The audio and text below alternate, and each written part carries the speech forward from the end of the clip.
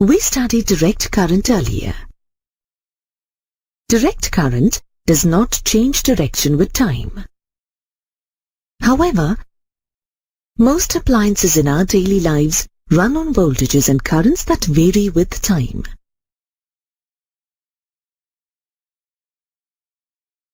A time-varying voltage that varies like a sine function is called alternating voltage or AC voltage, and the current driven by it in a circuit is called alternating current or AC current.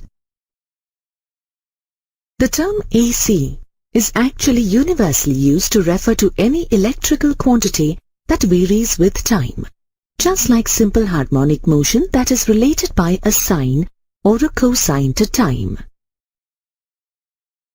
In circuit diagrams, AC voltage is denoted by a sinusoidal wave in a circle. Electrical energy supplied to consumers is transmitted and distributed through power grids as alternating current. AC is preferred to DC mainly because AC voltages can be easily and efficiently converted from lower to higher voltages and vice versa using transformers. Let us study what happens when an AC voltage source is connected in series to a resistor with resistance R. The potential difference provided by the AC source is expressed as V is equal to Vm sine omega t. Here, Vm represents the amplitude of the voltage and omega represents the angular frequency of the oscillations of the potential difference. Angular frequency omega should not be confused with frequency. For example, the AC voltage supplied to our households has a frequency of 50 Hz. This means the angular frequency is 100 pi radians per second. We can calculate the current passing through the resistor using Kirchhoff's loop rule.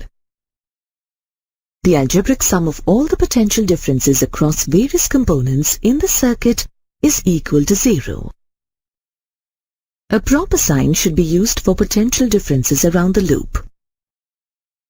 Applying Kirchhoff's loop rule to the given circuit, we get Vm sine omega t minus IR is equal to 0, where Vm is the maximum potential difference offered by the AC source. Here, Vm sine omega t is the potential across the given voltage source. The second term IR is due to the fact that if a current of magnitude I passes through a resistor of resistance R, the potential fall across it can be denoted by the term IR. Solving this equation,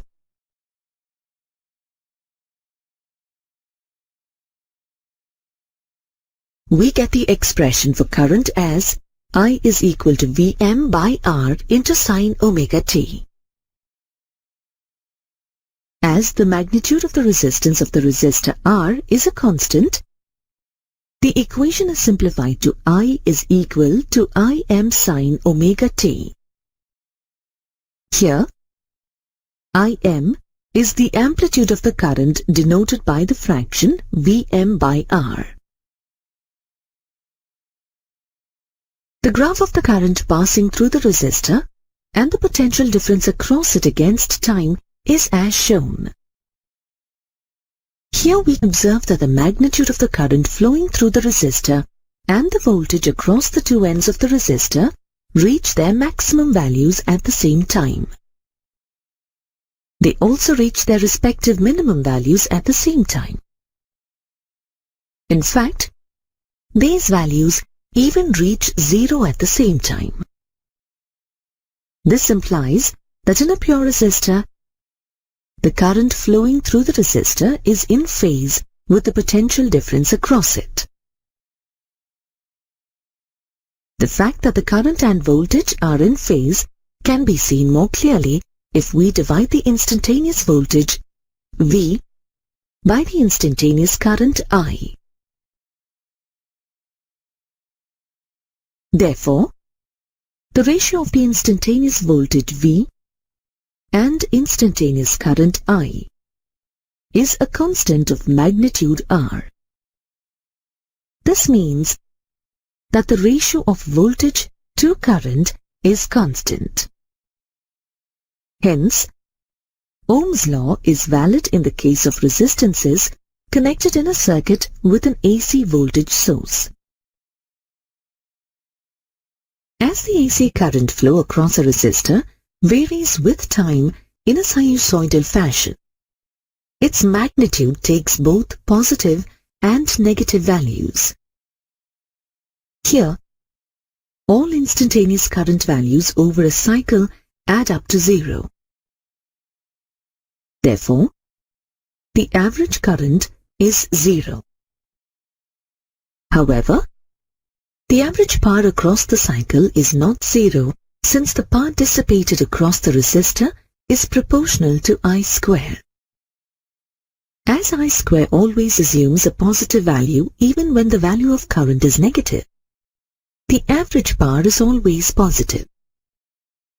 We know that electric current refers to the flow of electrons in a circuit, and the direction of the current is conventionally taken to be the one opposite to the direction of the flow of electrons. As electric current passes through a resistor, the resistor gets heated. This is due to the collision of electrons with other electrons and atoms, and the constant acceleration and deceleration of electrons due to a reversal in the direction of the flow of current. This heat dissipation across a resistor due to the electric current through it is also known as Joule's heating, which is expressed as I square R. The instantaneous power dissipated in the resistor is I square R. Earlier, we learned that the current through an AC circuit containing a resistor is given by I is equal to Im sine omega t. On substituting the value of I in the equation for power, we get P is equal to Im square R sine square omega t. If we average the value of the instantaneous value of power over an entire cycle, we can write the expression as shown. Here, the quantity P bar denotes the average value of power. Conventionally, an average of values is shown with the bar over the quantity symbol. The angular brackets denote the average of the quantity inside the brackets. As the quantities Im and R are both constant, we can take them out of the angular brackets while computing the average value of the expression. Now, we have to calculate the average value of sine squared omega t in order to compute the average value of the expression. For this purpose, we will use the trigonometric identity. Sine square omega t is equal to half of 1 minus cos 2 omega t. Therefore, the average of the required expression is given as shown.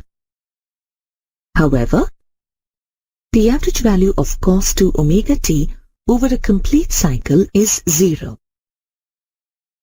This makes the average of the sine square omega t over a cycle as half. Therefore, the average power dissipated over a cycle is half of Im square R.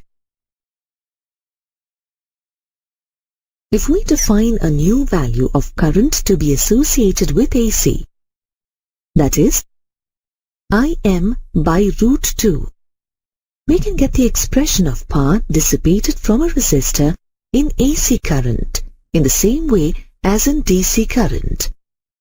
That is, I square R. This new value of the current is called root mean square. In short, RMS current, denoted by IRMS or effective current. RMS current is defined as the root of the mean of the square of current. For a sinusoidal current, its value is 1 over root 2 times or 0.707 times the amplitude of the AC current, Im. The average power dissipated by any form of AC current in a resistor is IRMS square R.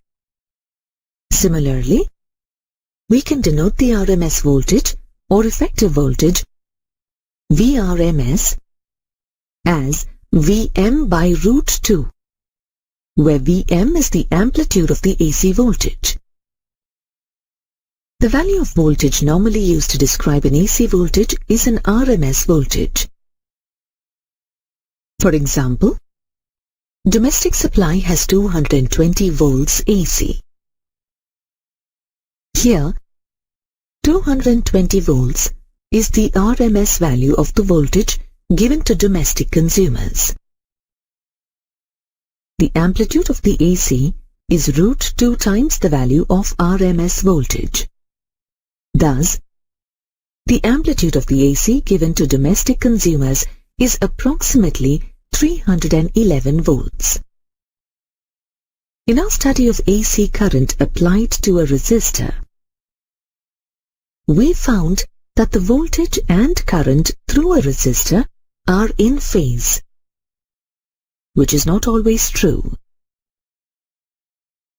That voltage and current through a resistor are in phase was based on an assumption that there are only resistors in the circuit. Normally, circuits are made up of inductors, capacitors, and other elements. To study such complex circuits, where elements other than resistors are also present, computing values becomes an arduous task. Thus, we use the notation of phasors, which significantly simplifies the calculations involved in solving such complex circuits. A phasor is a representation of a sine wave whose amplitude, phase, and frequency are time invariant. We can visualize a phasor as a phase vector that rotates about the origin with an angular velocity omega. Thus, the phasor of a wave is a vector that has a magnitude equal to the amplitude of the wave and that rotates around the origin with an angular velocity equal to the angular frequency of the wave. To get the physical values of the sinusoidal varying quantities, such as AC current I and AC voltage V, we take the vertical component of the phasors, I and V, respectively. The magnitude of phasors, V and I, signifies the maximum or peak amplitudes of the quantities specified by the phasor.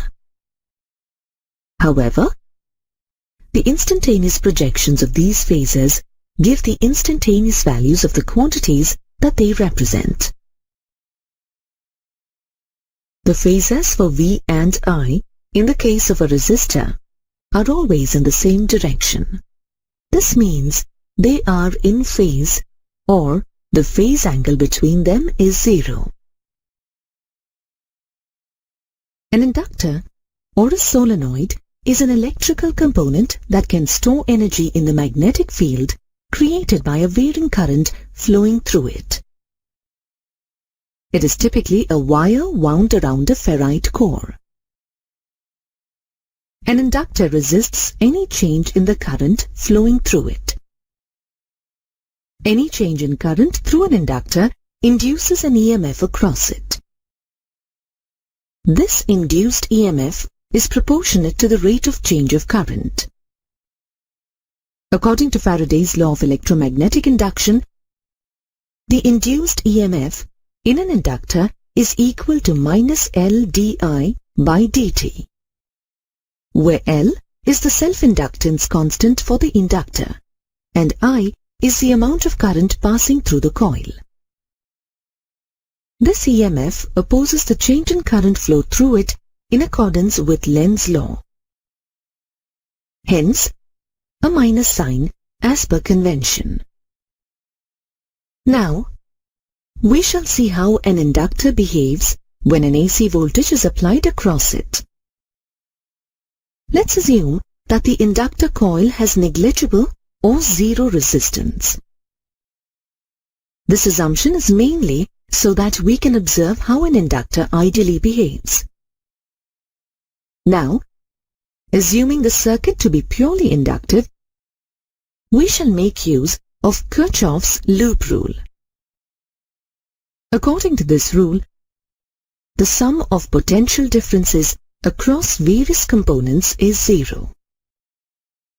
The voltage across the source of alternating current is V equal Vm sin omega t, where Vm is the amplitude of the AC voltage and omega is the angular frequency and t is the time. Let this be equation 1. Applying Kirchhoff's law to the purely inductive circuit, we get Vm sin omega t minus L di by dt equal to 0. Here, Vm sin omega t represents the potential difference applied across the circuit, and the term L di by dt represents the self-induced EMF in the inductor. Thus, we get di by dt to be equal to Vm by L sin omega t. Let this be equation 2. Equation 2 is a simple differential equation. It tells us that the first derivative of the current with respect to time is a harmonically varying quantity with an amplitude Vm by L and an angular frequency omega. This implies that this derivative is in phase with the applied potential difference. Integrating equation 2 with respect to time, we get the value of the current in the circuit as I is equal to minus Vm cos omega t by omega L plus the constant of integration. Let this be equation 3. Since we know that the voltage source is supplying a time-dependent voltage, which is symmetric about 0, we can assume the same to be true of the current. Hence, we take the constant of integration as 0.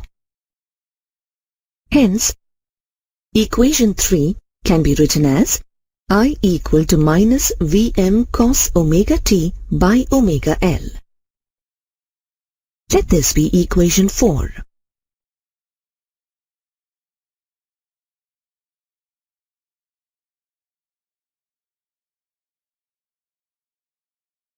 Writing minus cos omega t as sin omega t minus pi by 2, we get I equal to Vm by omega L into sin omega t minus pi by 2. Let this be equation 5. Now we substitute omega multiplied by L with XL, which is known as the inductive reactance of the circuit. We get the amplitude of the current, Im equal to Vm by omega L or Vm by XL, since we know it to be the maximum current value attainable.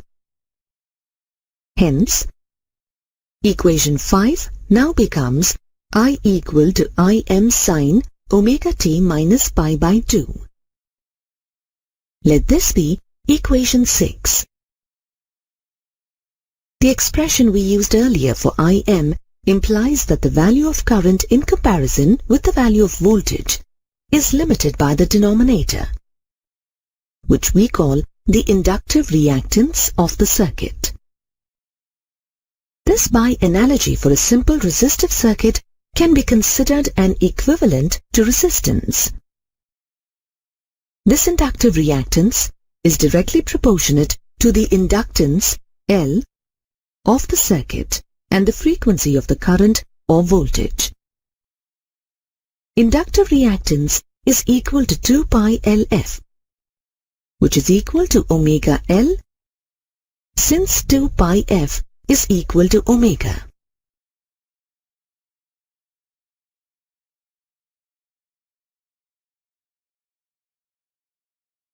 On close inspection of the expression derived for the value of current in the circuit, we can see that the current lags voltage by a factor of pi by 2 in phase. The phasor diagrams to analyze the relationship of lead or lag between the current and voltage is shown. The current lags behind the voltage in phase by pi by 2 or in time by 1/4 of the time period t. Another observation is that the maximum value of the current in the circuit is achieved at exactly 1/4 the time period of every cycle. Let us now try to see the power dissipation through the inductor compared to resistance. The instantaneous power supplied to the inductor is denoted by the product of voltage with current flowing through any circuit element.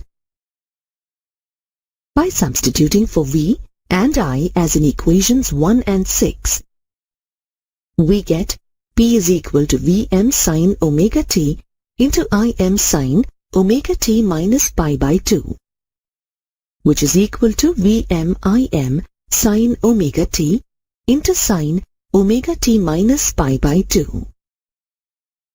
As sin omega t minus pi by 2 equal to minus cos omega t and 2 times sin omega t into cos omega t is equal to sin 2 omega t,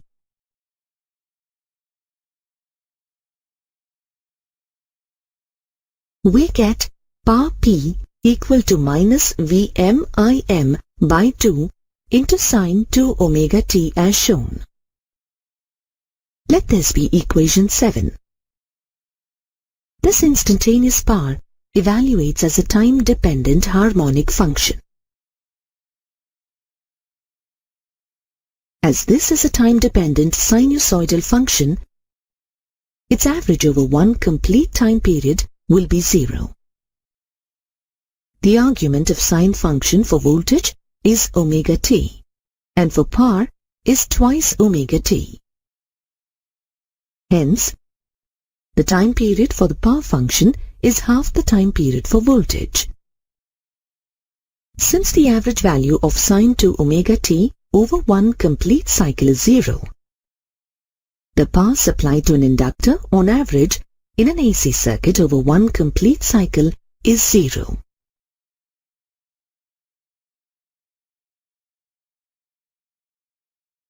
This can be seen as displayed by the plot of power supplied versus time.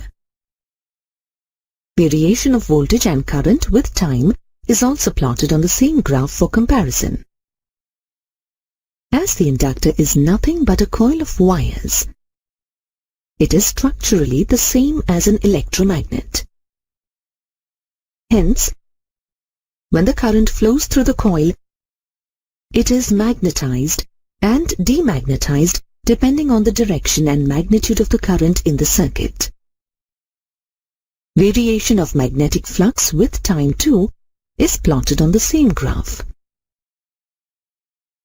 As shown in the graph, we will study the magnetization of the inductor in the 4 periods marked in the graph as 0, 1, 1, 2, 2, 3, and 3, 4 respectively for one complete cycle of voltage or current.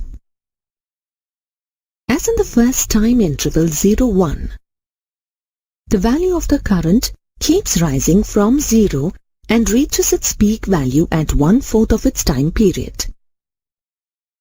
The flux passing through the coils change, setting up a magnetic field as shown in the figure.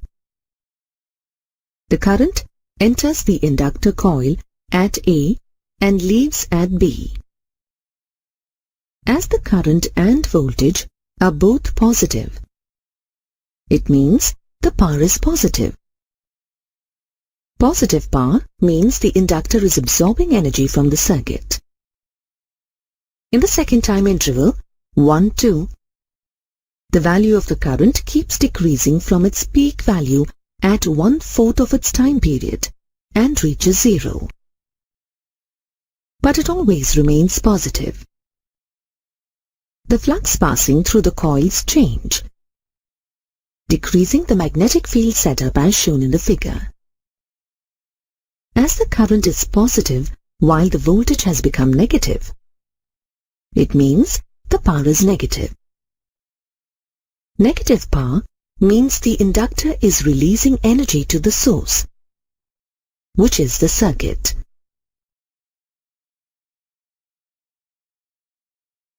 During the third time interval 2, 3, the values of both current and voltage are negative.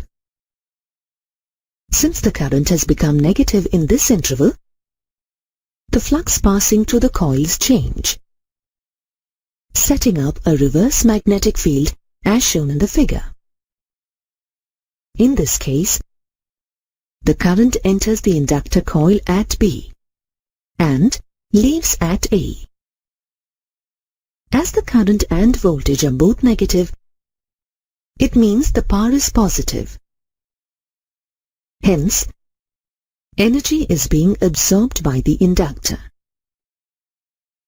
During the last time interval, 3, 4, the value of the current decreases and reaches 0. As the current is negative, while the voltage is positive, it means that the power is negative. Hence, energy is again being released from the inductor. This cyclic discharging and charging of the magnetic field of the inductor in reverse polarities keeps on taking place as long as there is AC current flowing through the inductor.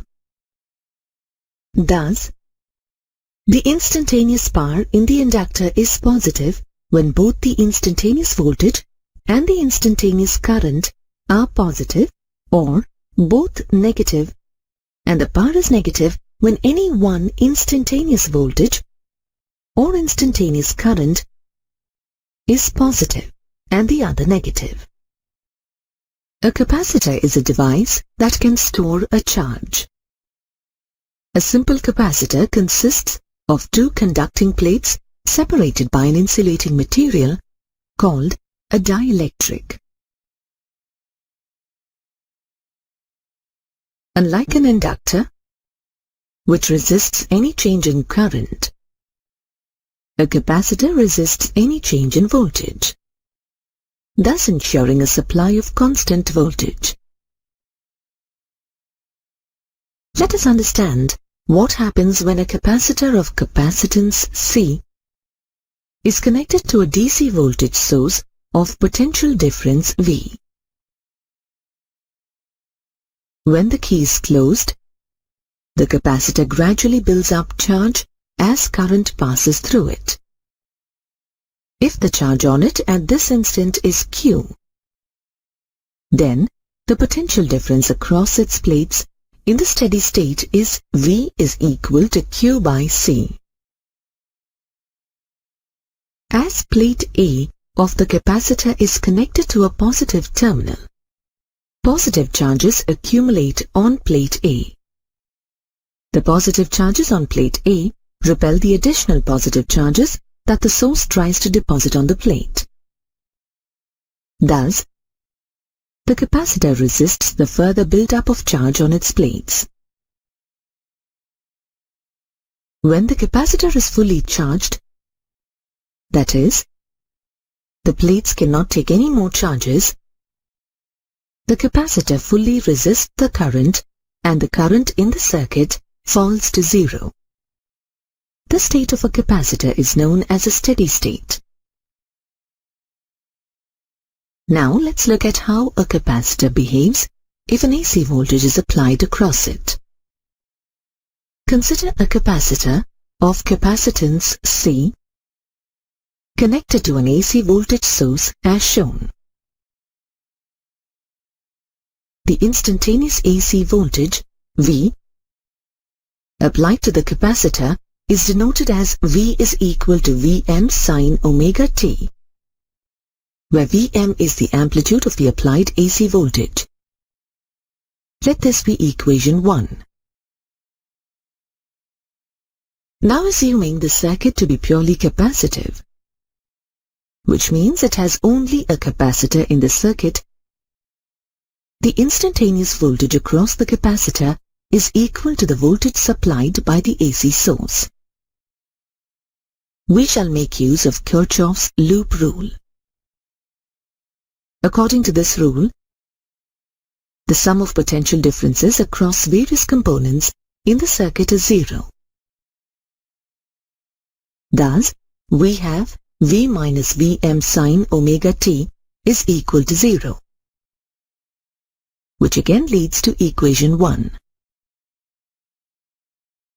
As instantaneous voltage across the capacitor, V is equal to Q by C, we can write equation 1 as Vm sine omega t is equal to Q by C, or Q is equal to C into Vm sine omega t.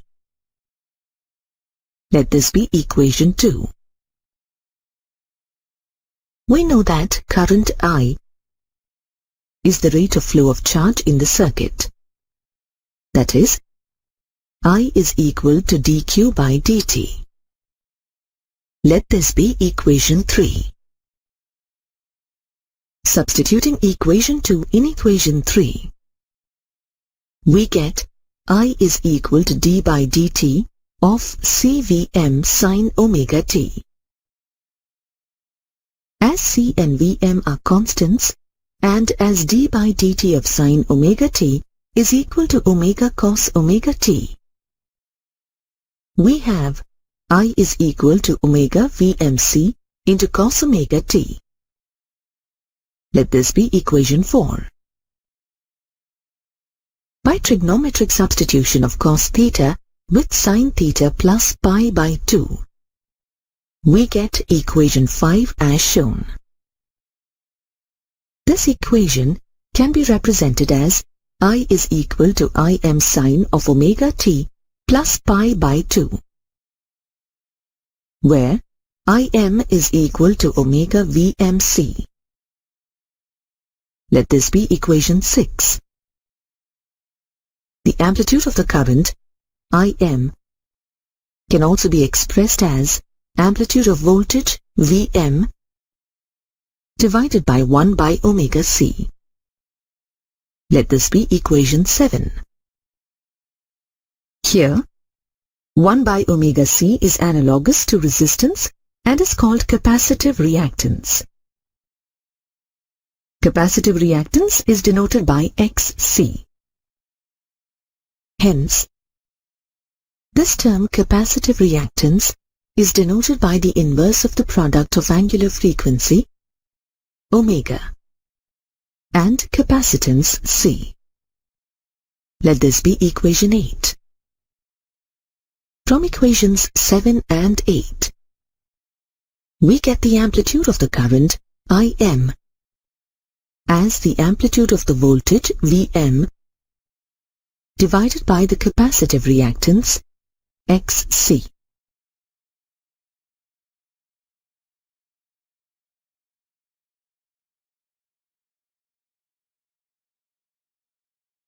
On close inspection of equations 1 and 6, which are derived for the value of current in the circuit, we can see that the current leads voltage in phase by a factor of pi by 2 compared to voltage. The phasor diagrams for analyzing the relationship of lead or lag between current and voltage is as shown. This lead in phase by pi by 2 units is equivalent to a lead in time by 1/4 of time period t. Another thing to note is that the maximum value of the current in the circuit is achieved at exactly 1/4 the time period of every cycle before the maximum value of voltage is achieved. Let us now try to look at power dissipation through the capacitor compared to resistance. The instantaneous power supplied, P, to the capacitor is denoted by the product of voltage with current through any circuit element.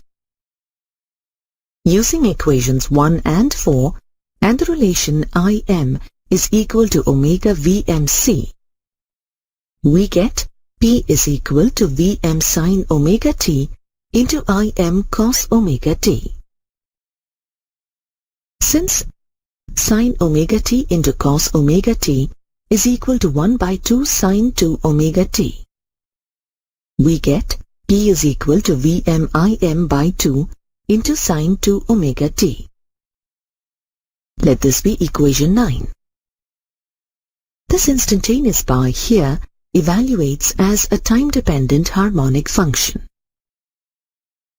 As the average value of sin 2 omega t over one cycle of AC is equal to 0, the average of power P over one complete time period will be 0. Hence, power supplied to a capacitor on average in a circuit is 0. This can be seen as displayed by plotting a graph representing power supplied over time.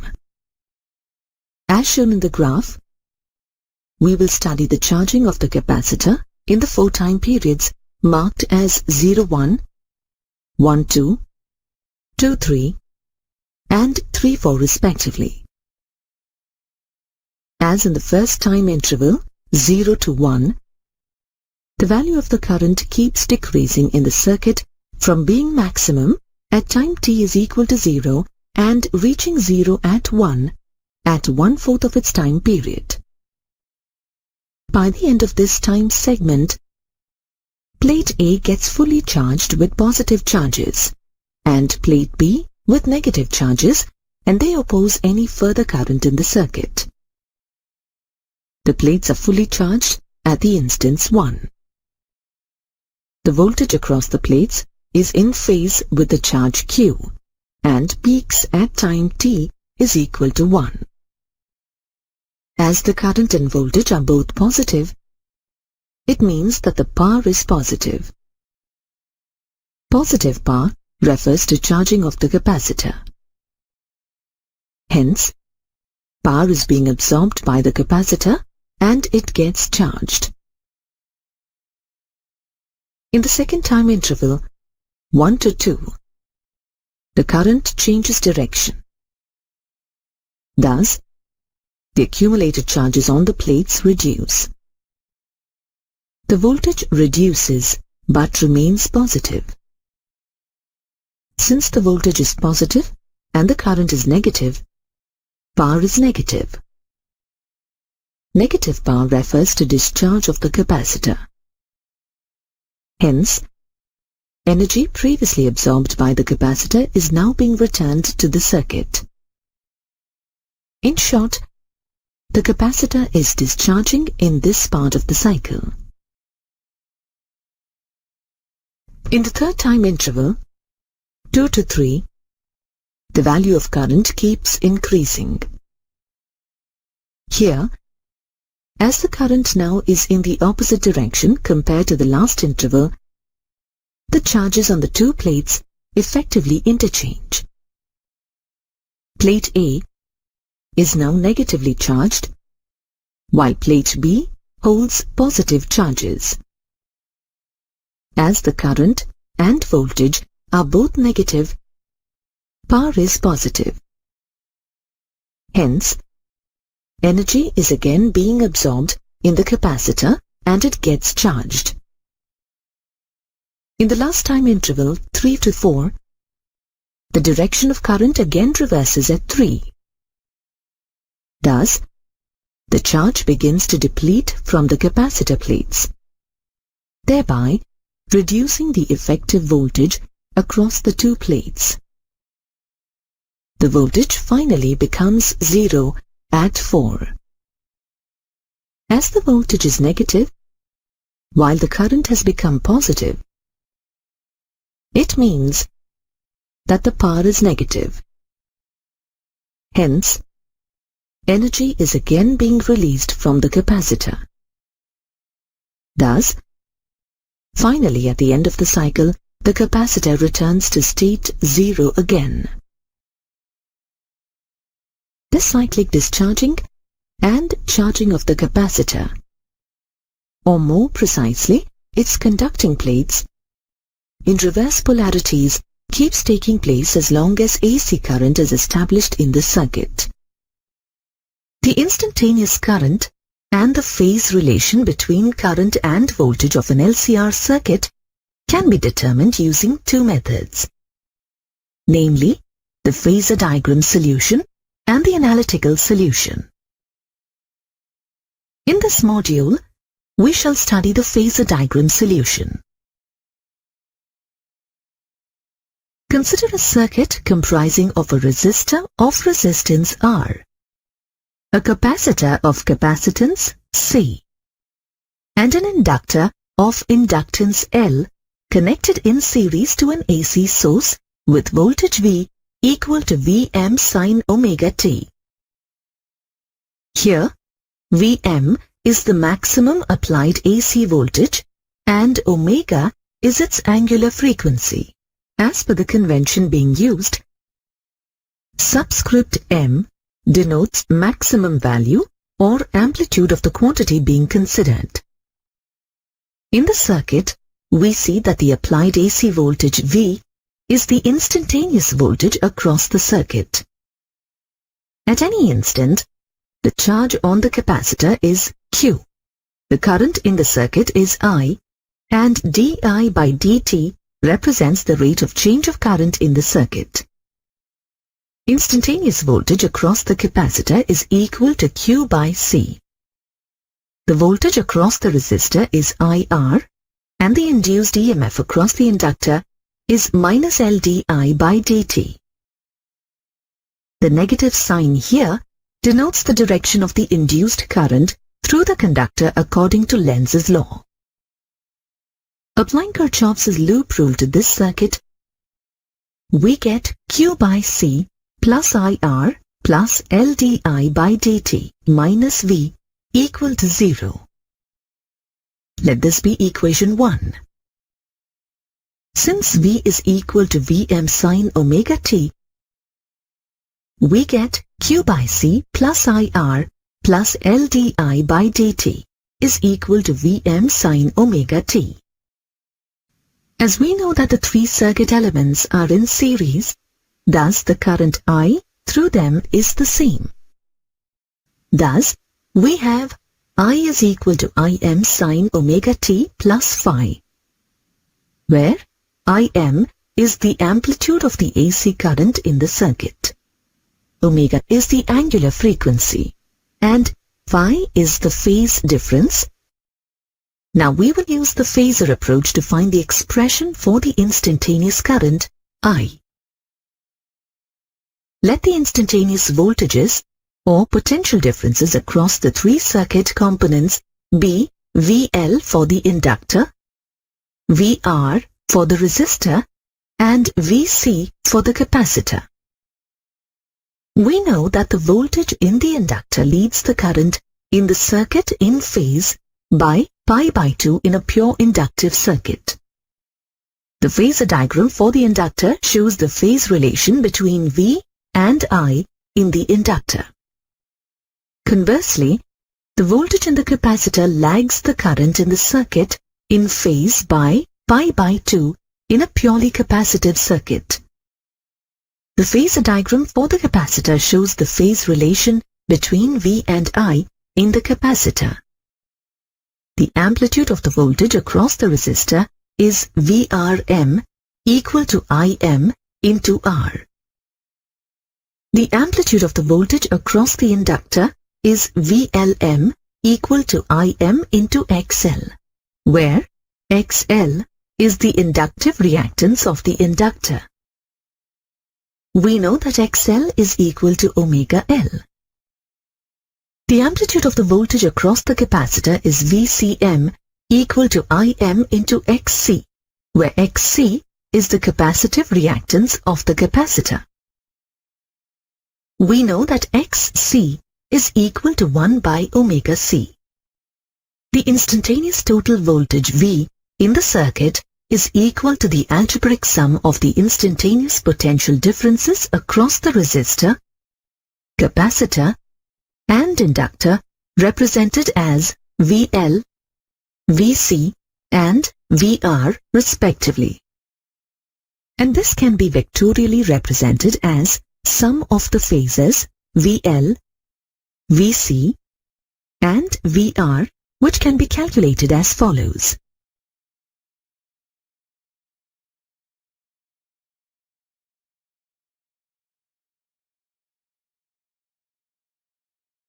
The amplitudes of the potentials across the capacitor and inductor are VC and VLM respectively, and are at a phase difference of pi by 2 from that across the resistor, that is VRM, and they lie on the same line on the phasor diagram. Hence, the phasors VL and VC lie on a line perpendicular to VR, but in directions opposite to each other. Considering the directions of VC and VL on the phasor diagram, we can obtain a single phasor for VC plus VL with the magnitude of VCM minus VLM. Here, we assume that the capacitive reactance XC is greater than the inductive reactance XL, and hence we have VCM greater than VLM. The phasor with the magnitude VCM minus VLM is at right angles to the phasor with the magnitude VRM. The amplitude of applied AC voltage Vm can be calculated by using Pythagorean theorem on the simplified phasor diagram. Substituting the values, we see that Vm square is equal to Vrm square plus Vcm minus VLM square. Using the values of Vrm, Vcm, and VLM, we get Vm square is equal to Imr square plus Imxc minus Imxl square. Vm square is equal to Im square into R square plus Xc minus XL square. Let this be equation 2. Or we have Vm equal to Im into under root R square plus Xc minus XL square. Now, we have Im equal to Vm by under root R square plus Xc minus XL square, which is equal to Vm by Z. Let this be equation 3. Here, Z is the impedance of the LCR series AC circuit, which is analogous to resistance in a DC circuit, and is equal to under root R square plus Xc minus XL square. Let this be equation 4. The impedance equation can also be written as Z square is equal to R square plus Xc minus XL square. This equation represents a right-angled triangle as per Pythagoras theorem. This triangle is called the impedance diagram. In an LCR series AC circuit, the phase difference phi existing between the voltage and the current can be determined by using the impedance diagram. In the impedance diagram, the hypotenuse gives the impedance Z. Here, we observe that tan phi is equal to Xc minus XL by R. Let this be equation 5. Phase difference phi is equal to tan inverse of Xc minus XL by R. Thus, the current flowing through the LCR series AC circuit can be given as I equal to Im sin omega t plus phi, where Im is given by equation 3 and the phase difference phi can be calculated from the equation 5. Hence, we have obtained information of all the entities we desired using the phasor approach to the LCR circuit. Consider a circuit comprising of a resistor of resistance R, a capacitor of capacitance C, and an inductor of inductance L connected in series to an AC source, which applies a voltage V equal to Vm sin omega t at any instant of time t. Here, AC voltage V is the instantaneous voltage existing in the circuit. At any instant of time, the charge on the capacitor is Q. The current in the circuit is I, and di by dt represents the rate of change of current in the circuit. Instantaneous voltage across the capacitor is equal to Q by C. The voltage across the resistor is IR, and the induced EMF across the inductor is minus LdI by dt.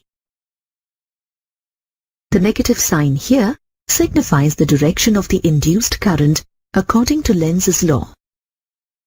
Applying Kirchhoff's loop rule to this circuit, we get Q by C plus IR plus LdI by dt minus V equal to 0.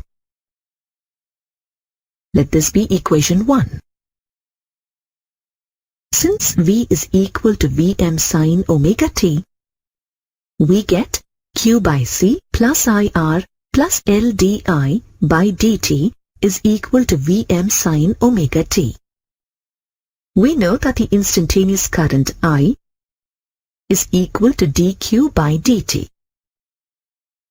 Hence, we get Q by C plus R dq by dt plus LD square Q by dt square is equal to Vm sin omega t. Let this be equation 2. As the three circuit elements, the resistor, the capacitor, and the inductor are in series, the current through them is same in amplitude as well as in phase. Let us now assume a solution for the equation 2 as Q is equal to Qm sin omega t plus theta, where Qm and theta are constants. Qm is the maximum charge on the capacitor. Then, we have I equal to dq by dt is equal to Qm omega cos omega t plus theta. Let this be equation 3. Similarly, we have d square q by dt square equal to minus Qm omega square sin omega t plus theta. Substituting these values in equation 2, we get Qm sin omega t plus theta by C plus R Qm omega cos omega t plus theta minus L Qm omega square sin omega t plus theta equal to Vm sin omega t. Taking omega Qm common in the left-hand side of the equation and rewriting the expression, we get omega Qm into sin omega t plus theta by omega c plus R cos omega t plus theta minus omega L sin omega t plus theta is equal to Vm sin omega t. Since capacitive reactance XC is 1 by omega c and inductive reactance XL is equal to omega L, we can write the above relation as omega Qm into XC sin omega t plus theta plus R cos omega t plus theta minus XL sin omega t plus theta equal to Vm sin omega t. Or omega Qm into R cos omega t plus theta plus XC minus XL into sin omega t plus theta equal to Vm sin omega t. Let this be equation 4. Similar to resistance in a DC circuit, we introduce a quantity impedance in AC circuits, denoted by Z. Here, Z is the impedance of the LCR series AC circuit and is expressed as Z is equal to under root R square plus XC minus XL square. In equation 4, multiplying and dividing the left-hand side by the impedance of the circuit Z, we get the equation 5. If sin phi is the difference of capacitive and inductive reactance divided by the circuit impedance, that is, sin phi is equal to XC minus XL by Z, where phi is the phase difference between the instantaneous current and the voltage. Then, cos phi gives the relation between the resistance with the circuit impedance, that is, cos phi is equal to R by Z. Now, sin phi by cos phi will be equal to tan phi, which will be equal to XC minus XL by R. If the relations between Z, R, and XC minus XL are represented through a diagram, they form a right-angled triangle as shown. This is called the impedance diagram. From the impedance diagram also, we observe that tan phi is equal to XC minus XL by R. Hence, we get the same relation for phi as was obtained through the phasor approach that we learned earlier. Substituting the values of cos phi and sin phi in equation 5, we get Qm omega z cos phi cos omega t plus theta plus sin phi sin omega t plus theta is equal to Vm sin omega t. This can now be written as Qm omega z cos omega t plus theta minus phi equal to Vm sin omega t. Let this be equation 6. Here, we have used the trigonometric transformations identity cos A cos B plus sin A sin B is equal to cos of A minus B. Comparing the values on both the sides of equation 6, we get Vm equal to Qm omega z, which is equal to Imz. Therefore, maximum voltage in the LCR circuit, Vm, is equal to maximum current in the circuit, Im, into impedance of the circuit Z. Also, as cos omega t minus pi by 2 is equal to sin omega t, we have theta minus phi is equal to minus pi by 2. From equation 3, for the instantaneous current I is equal to Qm omega cos omega t plus theta. Since Im is equal to Qm omega, we get I equal to Im cos omega t plus theta. Since theta minus phi equal to minus pi by 2, we have theta is equal to phi minus pi by 2. We can simplify the above equation as I equal to Im cos omega t plus phi minus pi by 2. Thus, we have the instantaneous current in an LCR circuit.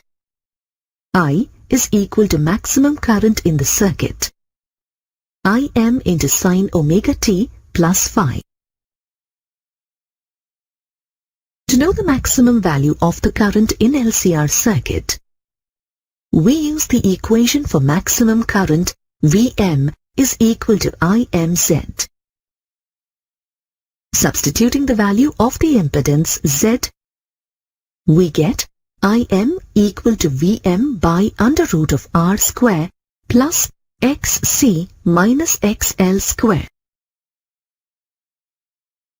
Thus, the relations finally obtained from the analytical approach towards computing the unknowns in the LCR circuit are the same as computed through the phasor approach. This analytical approach can be regarded as a pure algebraic approach, whereas phasor approach is more of a geometrical one. Resonance is a phenomenon observed in systems that tend to oscillate at some fixed frequency. This frequency is called the natural frequency of the system. If the system oscillates at its natural frequency under the influence of an external periodic force, then the amplitude of the oscillations is noticeably larger than those at other frequencies. Consider 4 pendulums P, Q, R, and S suspended from a rigid support as shown. The lengths of the pendulums P and Q are equal. The lengths of the other 2 pendulums R and S are different from that of P and Q. Initially, all the pendulums are at rest and hence do not oscillate. When the pendulum P is made to oscillate, after a certain period of time, all the other 3 pendulums oscillate as well. Here, the oscillation is due to an external force, which is from the pendulum P.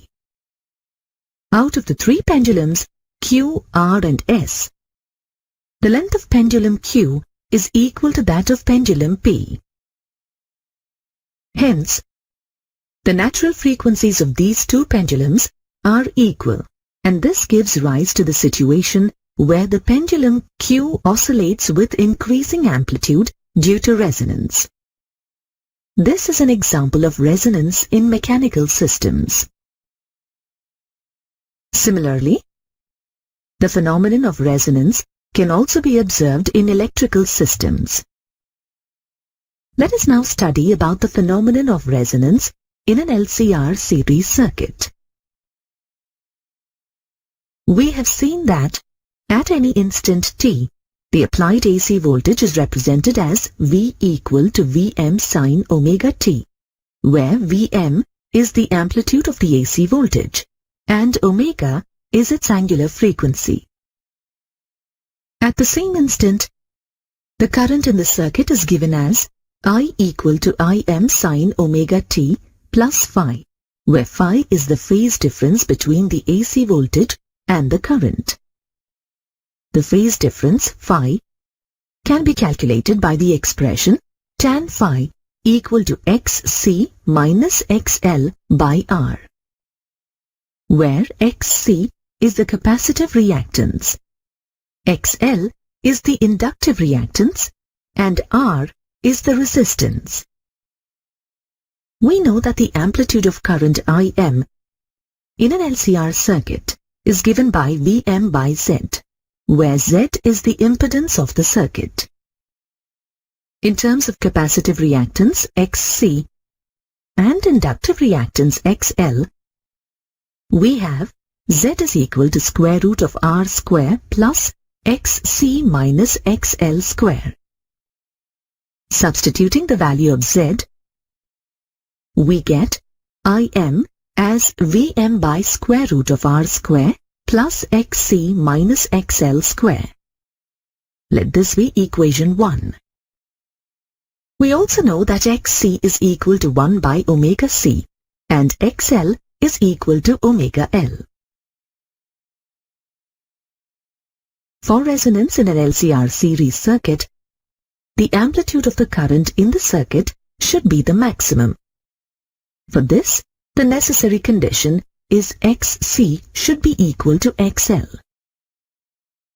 Substituting the values of Xc and XL in the expression, which is the condition for resonance, we get 1 by omega c equal to omega L, or omega square equal to 1 by LC.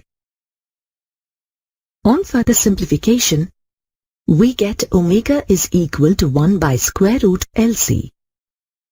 Let this be equation 2. Let us now call this angular frequency as omega naught. This frequency is also referred to as the resonant frequency of the circuit. We observe that as omega is varied, the value of current changes and is maximum when the value of omega is equal to omega naught, such that XC is equal to XL. As the impedance Z of the circuit minimizes and becomes equal to R. This is the condition for resonance. Now, equation 1 can be written as Im is equal to Vm by R. Thus, we observe that when the angular frequency omega of applied AC voltage becomes equal to the resonant frequency omega naught, the amplitude of current Im reaches its maximum.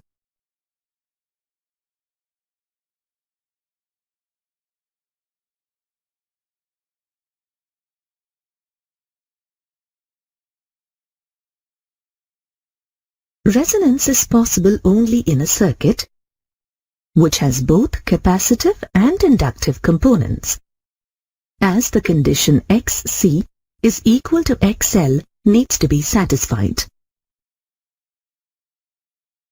Thus, resonance can be observed in a series LCR circuit or in a series LC circuit, and cannot be observed in RC or RL circuits. This can also be observed from the graph of Im plotted against omega, with Im on the y-axis and omega on the x-axis. Here is a sample graph for the amplitude of current Im versus angular frequency omega, plotted for the values L is equal to 1 millihenry, C is equal to 1 nanofarad of an LCR circuit with two different values of resistance R. The first plot is for the value R equal to 100 ohm, and the second one for R equal to 200 ohm. The amplitude of the source voltage Vm is taken equal to 100 volt. For the given set of values of L and C, we find that the value of omega naught is equal to 10 power 6 radian per second, which is equal to 1 mega radian per second. From the graph, we see that the amplitude of the current in an LCR circuit is the maximum when the angular frequency omega naught is equal to 1 by root LC for either of the resistance values. For other values of the frequency, the amplitude of the current is less than that at the resonant frequency. We also observe that except for the case of resonance, for every single value of Im, there are two values of angular frequency omega 1 and omega 2 respectively, one lesser and one greater than omega naught, which lies symmetrically on either side of omega naught. Let us consider the specific case of the frequency at which the amplitude of the current is 1 by root 2 times the maximum value of the amplitude of current, I max, at natural frequency. Let the corresponding angular frequencies be omega 1 and omega 2. From the graph, we have omega 1 is equal to omega naught minus delta omega, and omega 2 is equal to omega naught plus delta omega, where delta omega is the difference between omega naught and omega 1 or omega 2. Hence, the difference between omega 2 and omega 1 is equal to 2 delta omega. This is known as the bandwidth of the circuit. The ratio of omega naught to 2 delta omega is a measure of the sharpness of the resonance. A larger ratio indicates a sharper resonance. Let us now calculate the value of delta omega using equation 1 for the angular frequency omega 2. Since amplitude of current is 1 by root 2 times the maximum current at resonance, we get I max by root 2 is equal to Vm by R into root 2. On simplifying, we get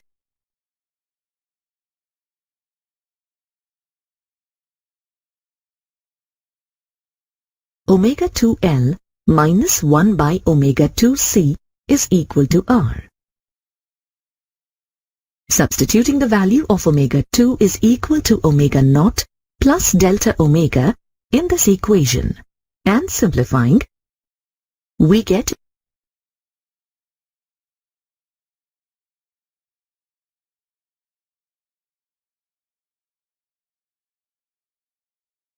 equation 3 as shown.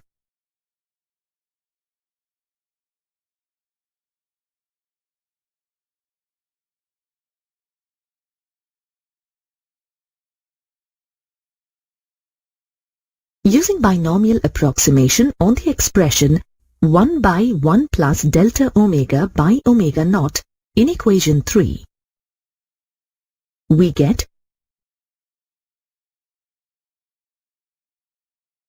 equation 4 as shown.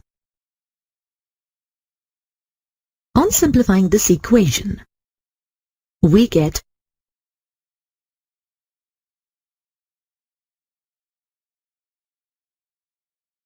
delta omega is equal to R by 2L.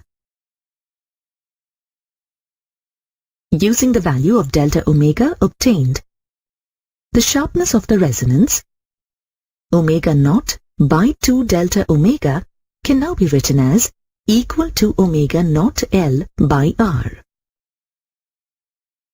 This is also referred to as the quality factor Q of the circuit.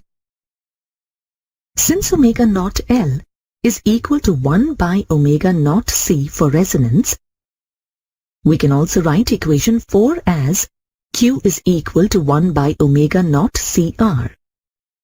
Let this be equation 5. From the expression omega naught by 2 delta omega is equal to omega naught L by R, and the expression Q is equal to omega naught L by R, we get the bandwidth of the circuit as 2 delta omega is equal to omega naught by Q as shown. This indicates that a higher value of the quality factor leads to a sharper resonance as the bandwidth decreases. One of the important applications of LCR series resonance is in the tuning of radio and TV receivers. The circuit diagram shows a typical arrangement consisting of an LCR series circuit used for receiving signals.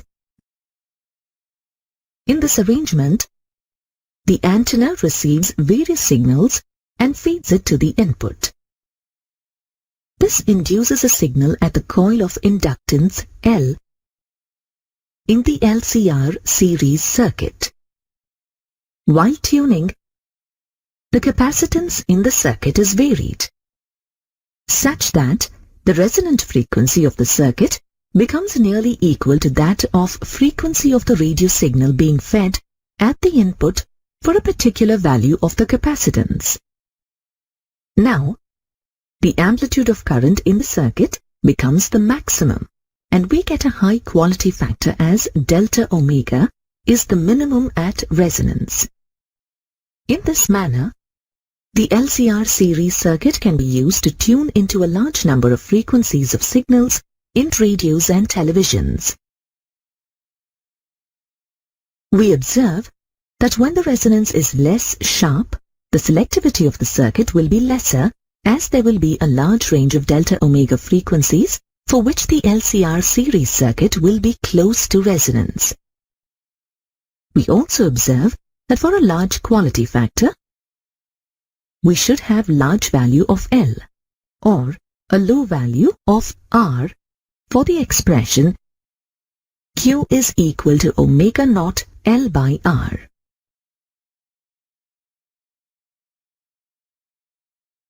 Let us consider an LCR circuit for calculating the power dissipation in the circuit. If the voltage applied across the circuit V is equal to Vm sin omega t, where Vm is the amplitude of the applied AC voltage, omega is the angular frequency of the applied AC at time t, then the current I is equal to Im sin omega t plus phi, where Im is the amplitude of the AC current passing through the circuit and phi is the phase difference between the applied AC voltage and the AC current. We know that in an LCR AC circuit, impedance Z is equal to square root of R square plus XC minus XL square and Im is equal to Vm by Z. Here, XC is the capacitive reactance and XL is the inductive reactance of the circuit. Substituting the value of Z, we get Im as in equation 1. From the impedance diagram of an LCR circuit, tan phi is equal to XC minus XL by R. Let this be equation 2. And cos phi is equal to R by Z. Let this be equation 3. We know that the power dissipated in a circuit is the product of the voltage and current in the circuit. Substituting the values of the instantaneous AC voltage V and AC current I, we get the instantaneous power P is equal to V into I, or P is equal to Vm sin omega t into Im sin omega t plus phi. Using the trigonometric identity, 2 sin A sin B is equal to cos A minus B minus cos A plus B, or sin A sin B is equal to half cos A minus B minus cos A plus B. We get sin omega t into sin omega t plus phi is equal to half into cos omega t minus omega t plus phi minus cos omega t plus phi. On further simplification,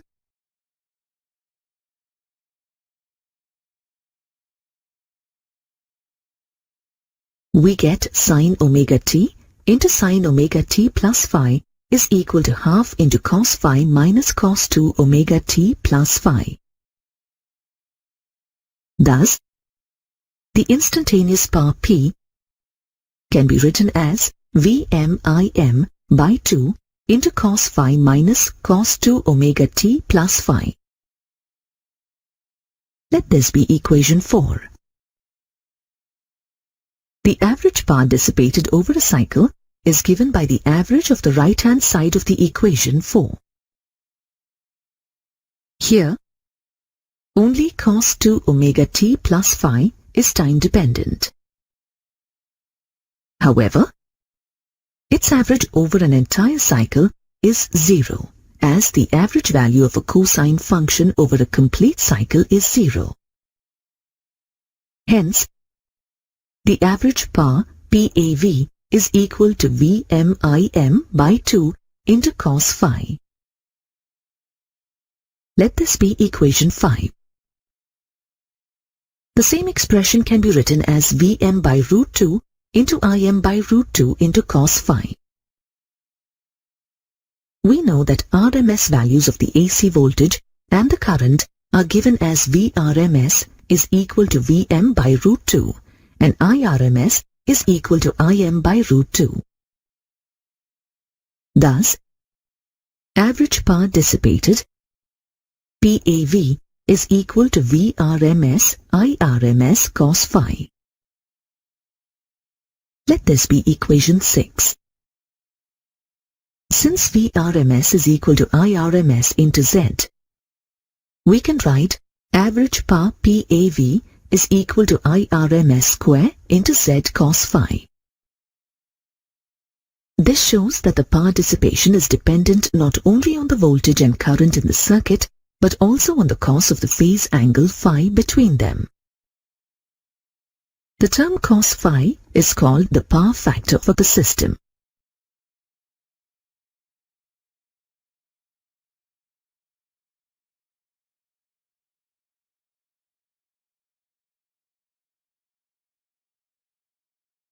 Let us observe the variation in the power dissipation across various AC circuits based on variation in the power factor. If a circuit has only a resistor, it is called a purely resistive circuit. In this case, since the phase difference between the AC voltage across the resistor VR and the current I is 0, that is, the value of cos phi is 1. It implies that the power factor is maximum or unity. Hence, power dissipation is the highest in a purely resistive circuit. If a circuit is purely inductive, then the value of phi is plus pi by 2.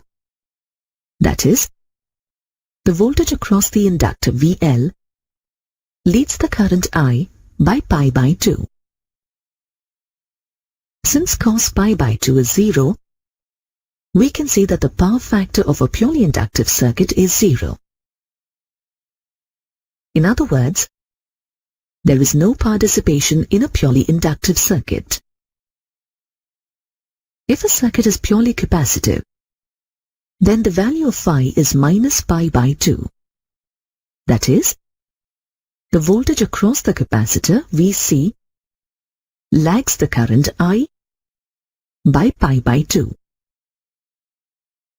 The value of cos minus pi by 2 is equal to cos pi by 2, which is equal to 0. Hence, the power factor of a purely capacitive circuit is 0. In other words, there is no power dissipation in a purely capacitive circuit. The current in a purely inductive or purely capacitive circuit, where the power dissipation is 0, is known as wattless current. In the case of CR, LC, LCR series AC circuits, there exists a phase difference between the AC voltage V and current I in the range of 0 to pi by 2. Hence, the value of the power factor will be non-zero, but less than 1. Hence, the power dissipation in these types of circuits is non-zero. The average power dissipated in an LCR series AC circuit is expressed by equation 6, where the power factor cos phi is equal to R by Z as in equation 3. In this case, the power dissipation is only through the resistor. If the LCR series AC circuit is in resonance, that is, the capacitive reactance XC is equal to the inductive reactance XL, and then we know that the value of tan phi reduces to 0. This implies that the value of phi is 0, and hence the power factor cos phi is equal to 1.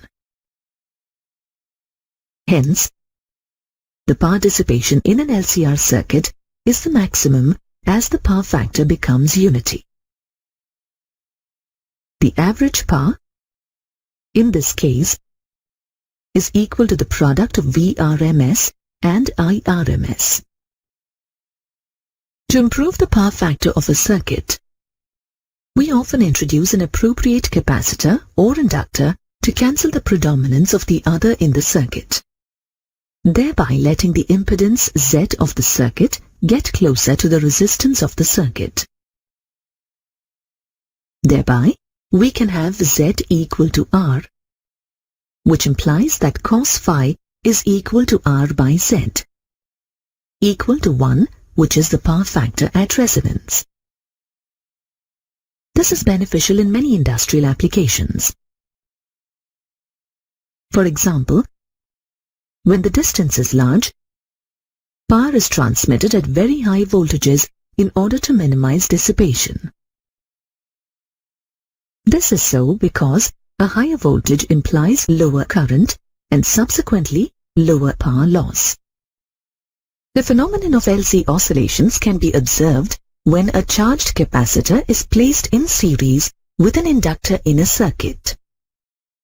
Consider a fully charged capacitor with plate A charged positively and plate B charged negatively, connected to an ideal inductor of inductance L. When the circuit is closed, the capacitor starts discharging through the inductor and discharges as long as a potential difference exists between the two capacitor plates. The current in the circuit is from A to B through the inductor. The potential difference across the capacitor is equal to that across the inductor. Gradually, the capacitor discharges and the potential difference between the plates as well as that across the inductor becomes zero. During the time interval, when the potential difference reduces from maximum to minimum, there is an induced EMF, which opposes the passing current in the inductor. Now, the magnetic field around the inductor starts decreasing, and this induces a current from B to A in the circuit according to Lenz's law. This induced current in the circuit, which is from plate B to plate A, charges the capacitor in the opposite sense, with plate B now positive and plate A negative. This induced current exists as long as the magnetic field exists around the inductor. By the time the magnetic field reduces to zero, the capacitor becomes fully charged.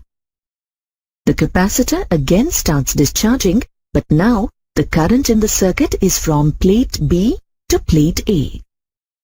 This builds up the magnetic field in the inductor, but this time the polarity is reversed. Gradually, the capacitor discharges fully, and the magnetic field around the conductor grows to its strongest. Again, the magnetic field around the inductor starts decreasing, this time inducing a current in the opposite direction. This occurs until the magnetic field exists around the inductor.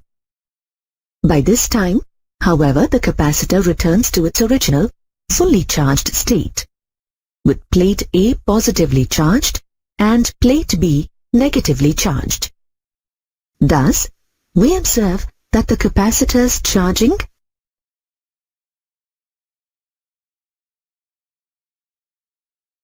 and discharging is oscillatory in nature.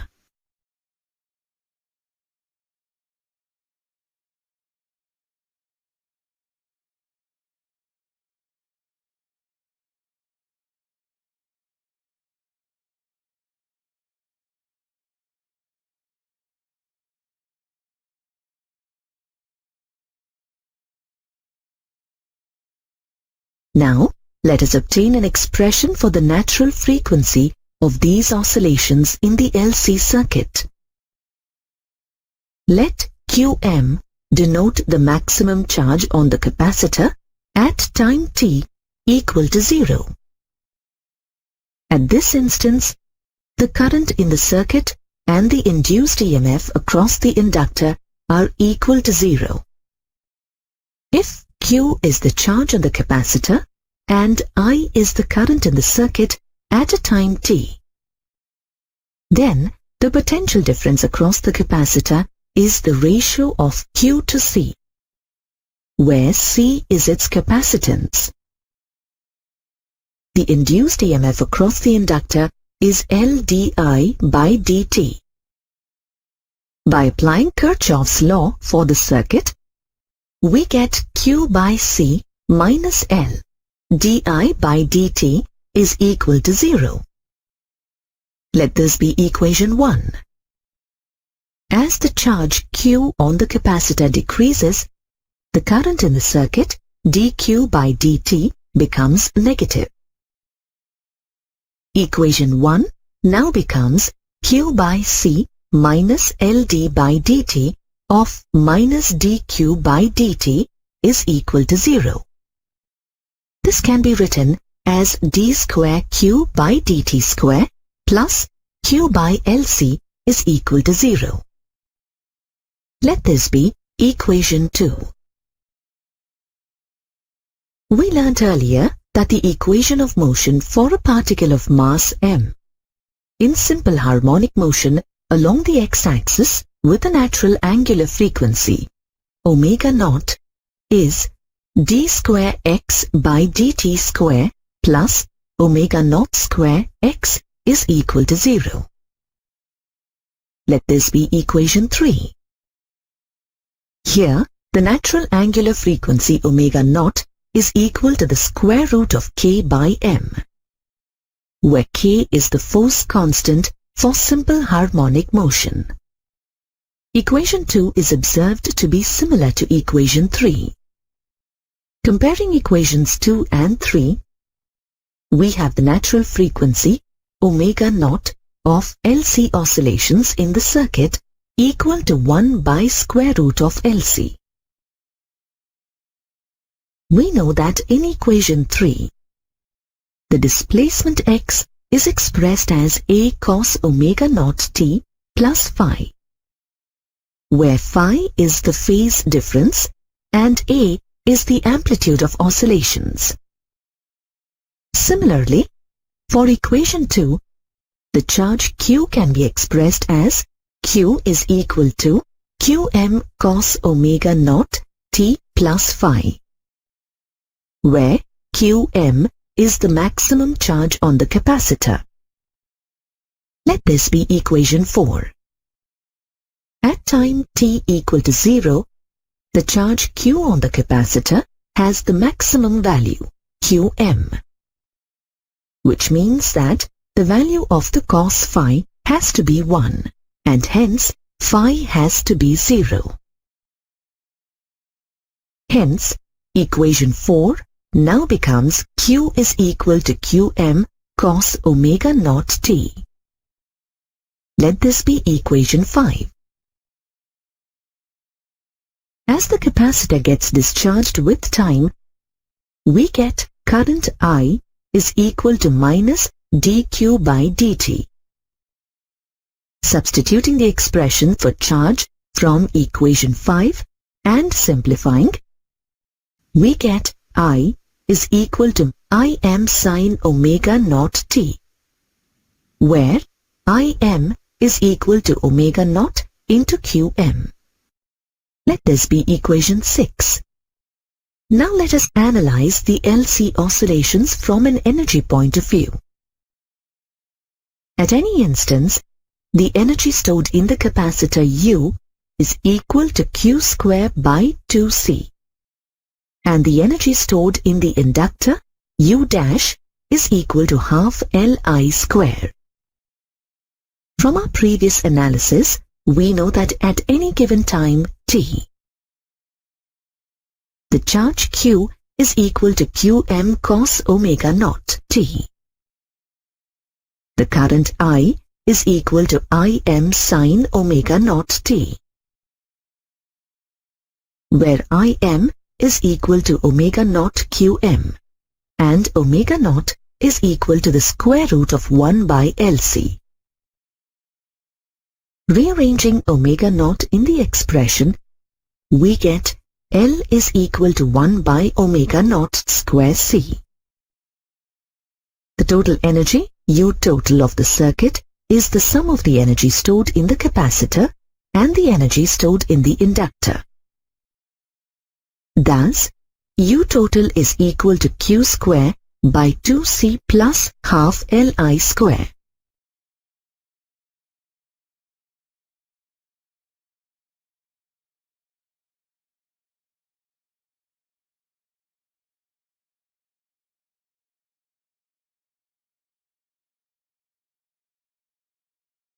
Substituting the values of I and Q in this expression and simplifying.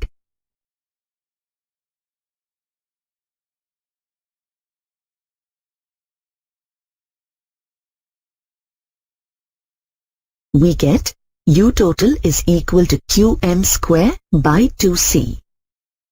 This expression of total energy is equal to the energy stored in the capacitor when it is fully charged, which was the initial stage.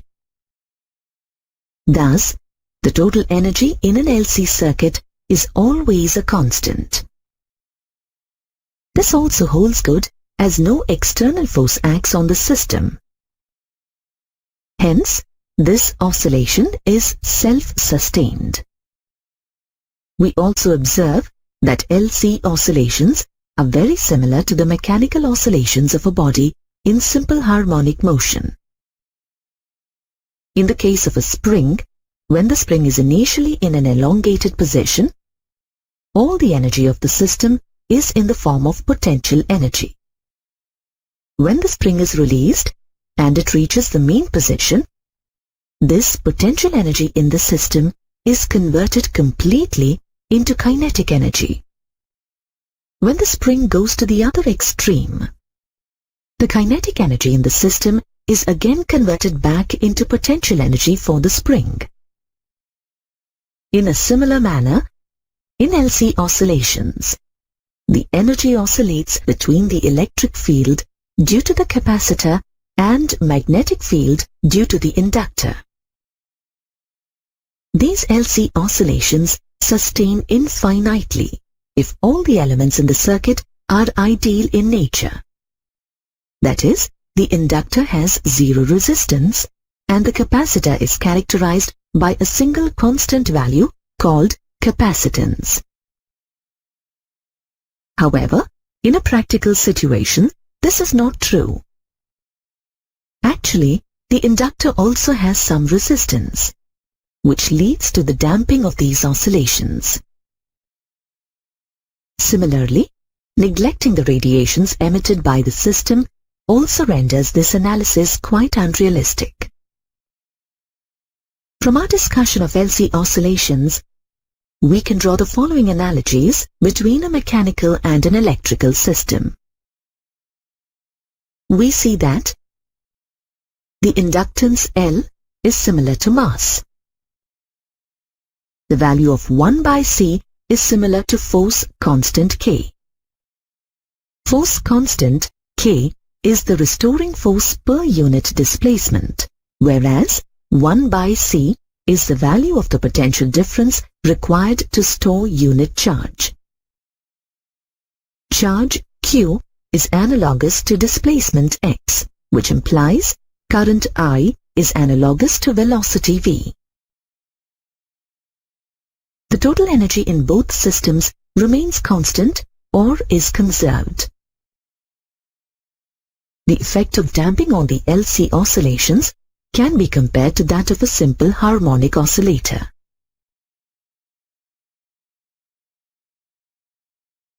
A transformer is a device used to increase or decrease the voltage of an alternating current.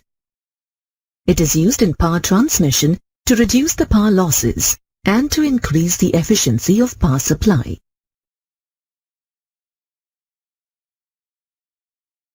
Transformers work on the principle of mutual induction. According to the principle of mutual induction, when two coils are placed close to each other and if one of the coil carries a time-varying current, a current is induced in the other coil. A transformer comprises of two coils, C1 and C2, insulated from each other.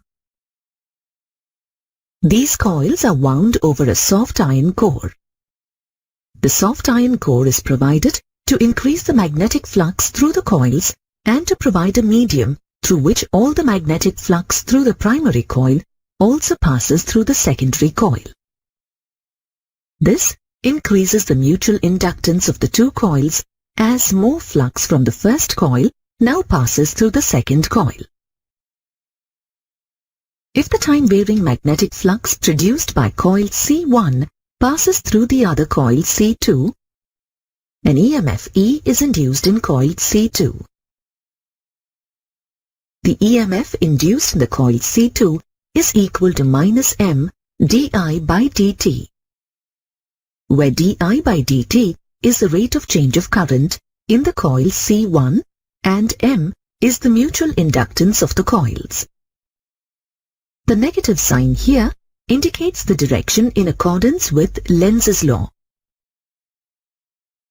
The coil C1, at which input voltage is applied, is called the primary coil, and the coil C2, at which output voltage is obtained, is called the secondary coil. Let the number of turns in these coils be Np and Ns respectively.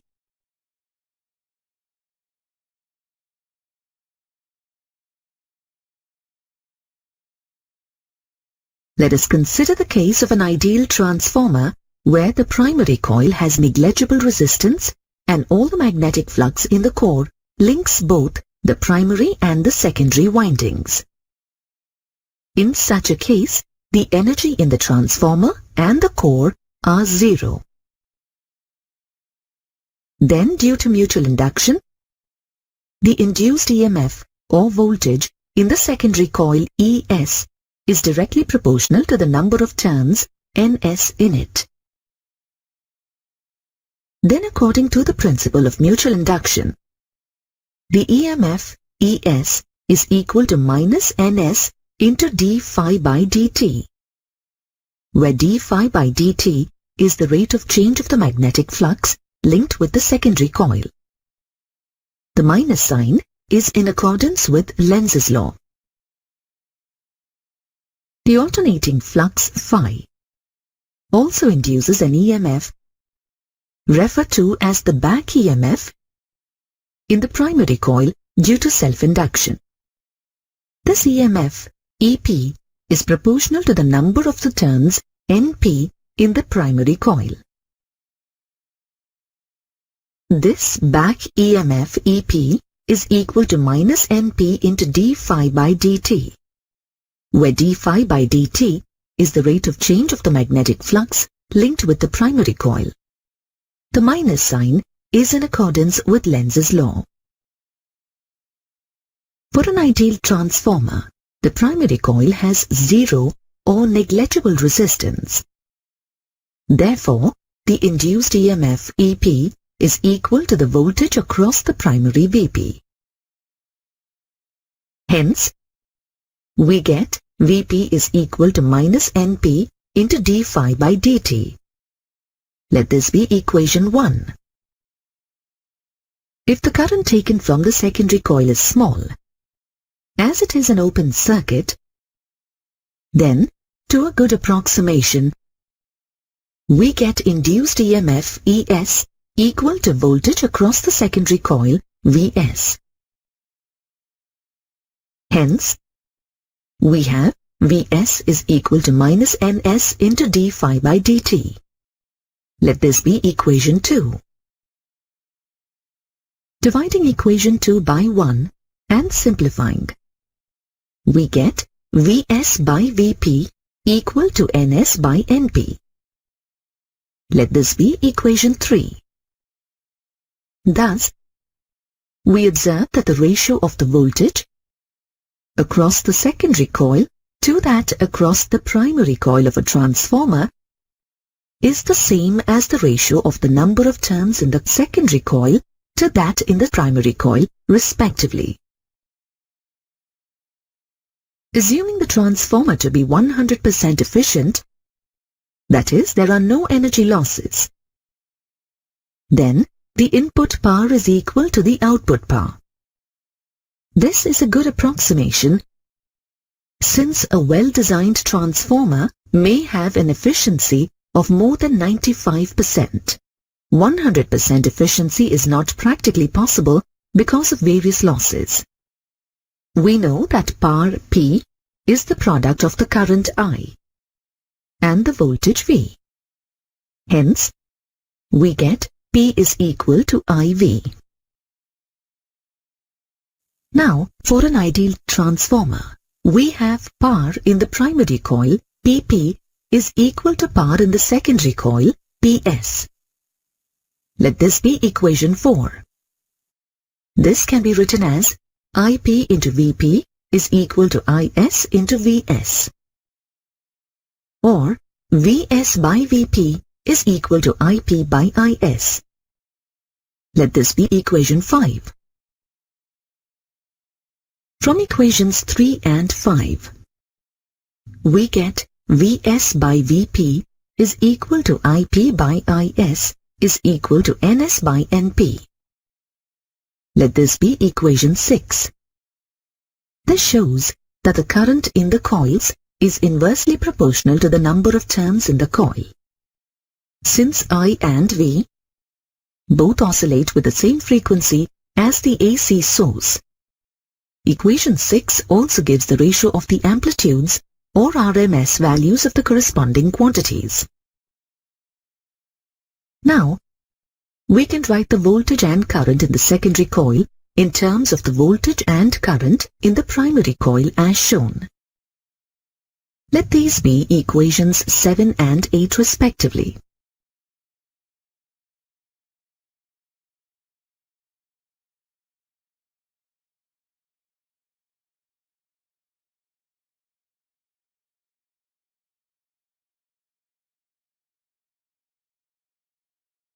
If the secondary coil has a greater number of turns than the primary, the voltage is stepped up.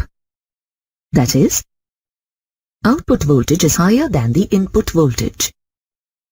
This type of transformer is called a step-up transformer.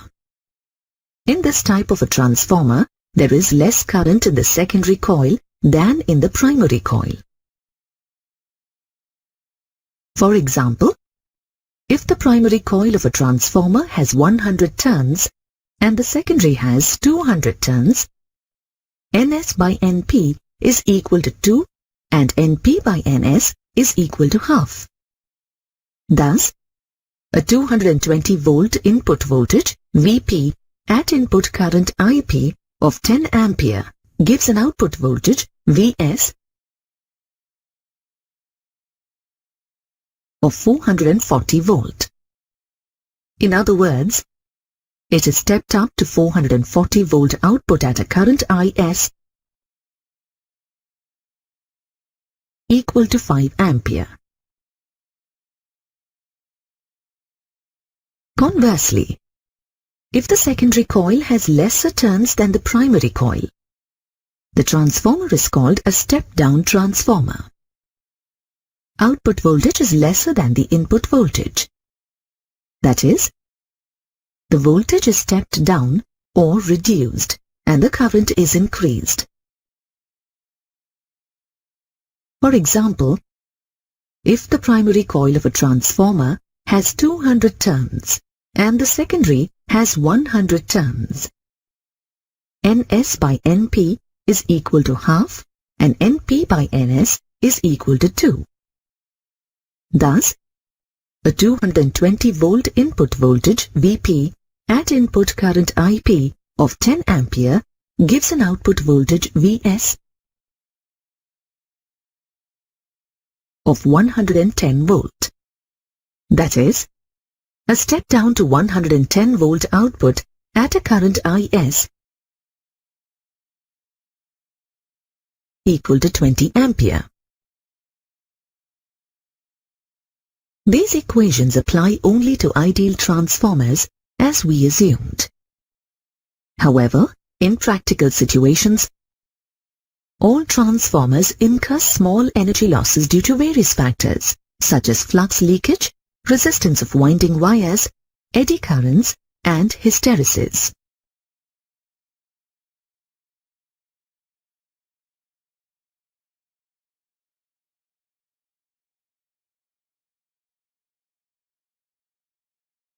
Flux leakage can never be completely eliminated, as not all the flux due to primary passes through the secondary due to poor design of the core or the air gaps in the core.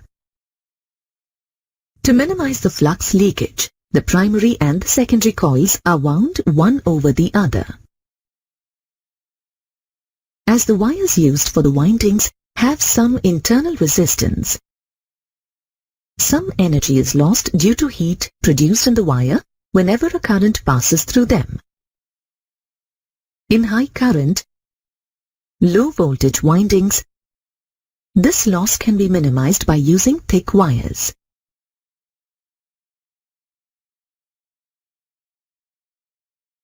Due to changing magnetic flux in conductors, induced currents known as eddy currents are produced in them. The alternating magnetic flux induces eddy currents in the iron core. The eddy current in these closed loops results in generation of heat and loss of energy. This effect can be reduced by having a laminated core. The alternating magnetic field repeatedly results in the reversal of the magnetization of the core, which consumes some energy due to heating of the core. This is called hysteresis loss. This loss can be minimized by using a magnetic material which has a low hysteresis loss. For transmitting electricity over long distances, we use transformers. First, we use a step-up transformer to increase the voltage and consequently decrease the current in the transmission lines. This reduces the loss of energy as heat. Voltages are then stepped down at various substations and utility poles before it reaches our homes in the range of 220 to 240 volt. There is a practical upper limit to the voltages we can use for transmitting the electrical energy through the transmission lines. Excessive voltages can ionize the air around the transmission lines. This in turn can create a conducting path to the ground or other objects near it, and also can possibly cause damage to life and property in its vicinity. Hence, long strings of insulators are used to keep the transmission lines away from the towers supporting them, and insulators are also used to maintain separation between the wires.